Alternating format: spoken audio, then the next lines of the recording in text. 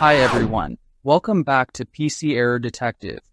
Today I'm going to show you how to make a batch file in Windows 10 and guide you through creating your very own simple batch file.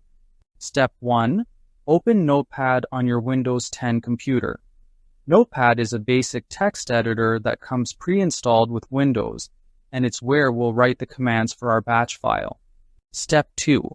At the top of Notepad, type echo off in all caps and press enter.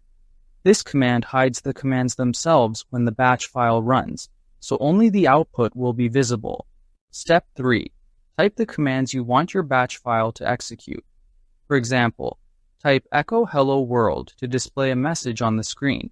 You can add any command that you want your batch file to perform. Step 4. Type pause. If you want the command window to stay open after running the commands. This is useful because it allows you to see the output before the window closes automatically. Step 5. Go to the File menu in Notepad and select Save As.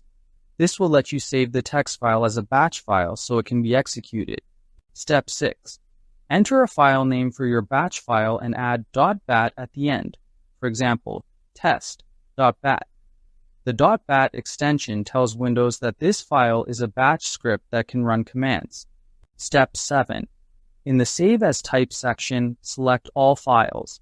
This ensures Windows doesn't save it as a plain text file with a .txt extension, which cannot run as a batch file.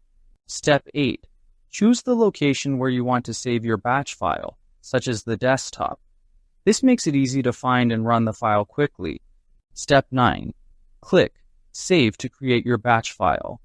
Your file is now an executable script that can perform the commands you wrote in Notepad. Step 10. Locate the saved batch file and double-click it to execute the commands. You should see the results appear in a command window exactly as you programmed. Thanks for watching, and don't forget to subscribe to PC Error Detective for more helpful Windows tips.